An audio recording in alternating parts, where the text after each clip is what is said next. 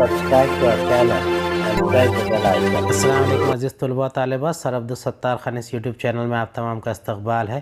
11th Urdu question answer اضافی مطالعہ ہے تیسرا، بے ترتیبی سوالات کے جوابات اور سرگرمیاں دیکھیں گے۔ چلیے شروعات کرتے ہیں۔ ذیل کی سرگرمیاں ہدایات کے مطابق مکمل کیجئے۔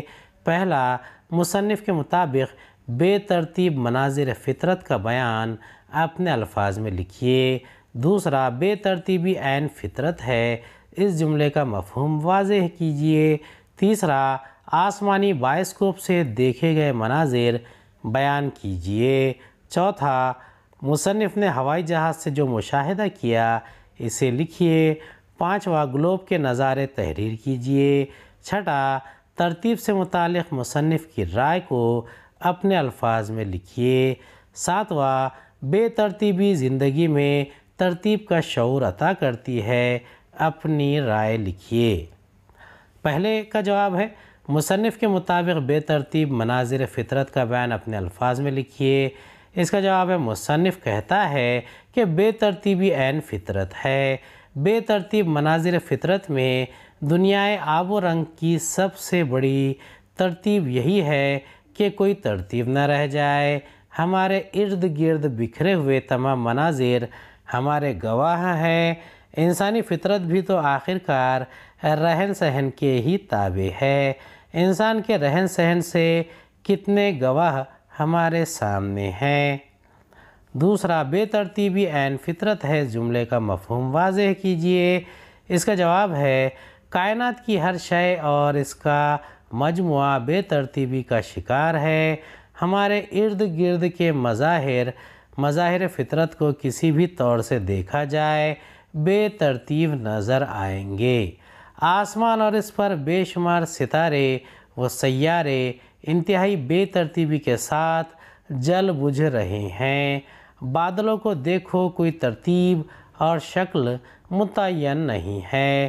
بادل عجیب و غریب شکلوں میں ترتیب پاتے ہیں اور پھر وہی بے ترتیبی ہوائی جہاز سے انتہائی بلندیوں سے ہماری زمین کو دیکھیں گے تو ساری دنیا بے ترتیب نظر آئے گی۔ مصنف کے مطابق کائنات کی یہی بے ترتیبی ہماری زندگی میں ترتیب کا شعور عطا کرتی ہے۔ تیسرا ہے، آسمانی بائسکوپ سے دیکھے گئے مناظر بیان کیجئے۔ اس کا جواب ہے، مصنف کہتا ہے کہ شام کو میری بہترین تفریح آسمانی بائسکوپ ہے۔ میں چارپائی پر لیٹا ہوا اپنے وجود سے بے نیاز رنگ برنگے بادلوں کے ٹکے سے بنتی مٹتی تصویریں دیکھتا رہتا ہوں۔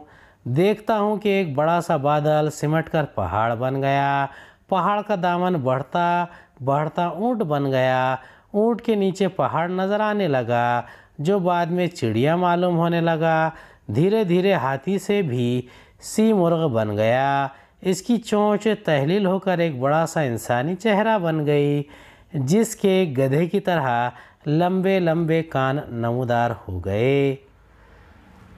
سونڈ نکل آئی جو بڑھتے بڑھتے اژدہا ہو گئی، اژدہا بڑھ کر گھڑیال معلوم ہونے لگا، سمٹا تو قطب مینار ہو گیا، قطب مینار جھیل میں تبدیل ہو گیا، جھیل پہاڑوں میں روپوش ہو گئی، بادل تو دھرتی کا عکس ہے جس میں انسانی فطرت جھلکتی ہے۔ جیسے انسان کے اندر کچھ، باہر سے کچھ، انسان کے دل میں کچھ، دماغ میں کچھ، منہ پر کچھ، حلق میں کچھ، زبان پر کچھ، اس طرح بادل میں بھی کوئی ترتیب نہیں ہے۔ چوتھا ہے، مصنف نے ہوائی جہاز سے جو مشاہدہ کیا اسے لکھیے۔ اس کا جواب ہے، مصنف کہتا ہے کہ جب بھی کوئی ہوائی جہاز سے مشاہدے کا موقع ملا تو یہ سجے سجائے شاد آباد شہر، بستیاں، سنسان میدان، ویران ریگستان، آسمان سے ہوتی ہوئی بارش، چوڑے چکلے دریا، بے کراں سمندر عجب بے ہنگم نظر آئے۔ گویا ایسا لگا کہ ماقبل تاریخ کے زندہ عجائب گھر یا برٹش میوزیم کا نظارہ کر رہے ہوں۔ ٹیڑھی میڑھی، آڑی ترچھی اونچی اونچی قطاریں، لہریے دار روشنی کی زنجیریں جو اپنے حصار میں شہروں اور آبادیوں کو لیے ہوتی ہے، غار کھڈ ٹیلے آڑی ترچھی ہر شے دھیرے دھیرے بھول بھلیاں اور جس کی ہر شے روشن اور تاریک دھبوں میں تبدیل ہو جاتی ہے۔ پانچواں ہے گلوب کے نظارے تحریر کیجئے۔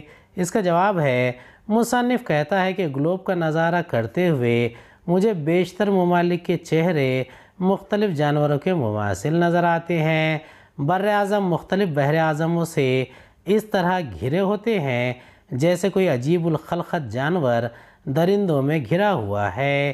ہر بر اعظم یا بڑے ممالک کے ساتھ اسی کا دم چھلا بھی نظر آتا ہے، جیسے بڑے آدمی کے ساتھ اس کا مصاحب آسٹریلیا کے ساتھ نیوزی لینڈ، ہندوستان کے ساتھ سری لنکا، افریقہ کے ساتھ مڈغاسکر، یورپ کے ساتھ سسلی، کچھ دیو پیکر جانوروں کی طرح بے ڈول، لہیم و جسیم جیسے روس اور چین، اور کچھ گھریلو پالتو جانوروں کی طرح ننھے منھے جیسے انگلستان یا جاپان۔ شاید اس طرح ہی ملک کا مزاج الگ الگ ہوتا ہے۔ گلوب کی مدد سے مصنف نے مختلف نظارے دیکھے۔ چھٹا سوال ہے ترتیب سے متعلق مصنف کی رائے کو اپنے الفاظ دیجئے۔ اس کا جواب ہے مصنف کہتا ہے کہ جنت کی ہر شے میں ترتیب ہوگی، دنیا میں اس کی کوئی ترتیب نہیں ہے۔ اس کی بہترین تعریف ہی فردوس نظر ہے۔ انسان جتنا بھی چاہے کسی بھی چیز کی ترتیب کرے، لیکن اس کے لیے مشکل ہے کہ اگر انسان روزانہ کے کاموں کی فہرست بنا کر بھی کام کرتا ہے تو ایسی ترتیب ہوتی ہے کہ ڈرائنگ روم یا راستہ پیراستہ مکان کی طرح ہر چیز سلیقے سے سجی ہوئی ہے، لیکن گھر کے برآمدے میں کاموں کی ترتیب تاش کے پتوں کی طرح بکھری ہوئی ہے۔ اس دن بھر کی بے ترتیب کا حاصل وہ ترتیب ہوتا ہے جو زندگی گزارنے کے لیے ضروری ہے۔ ساتواں ہے بے ترتیبی زندگی میں ترتیب کا شعور عطا کرتی ہے۔ اپنی رائے لکھیے۔ اس کا جواب ہے بے ترتیبی زندگی میں ترتیب کا شعور عطا کرتی ہے۔ میں کتنے لوگوں کو روزانہ حواس باختہ دیکھتا ہوں کہ ان کی کوئی چول سیدھی نظر نہیں آتی۔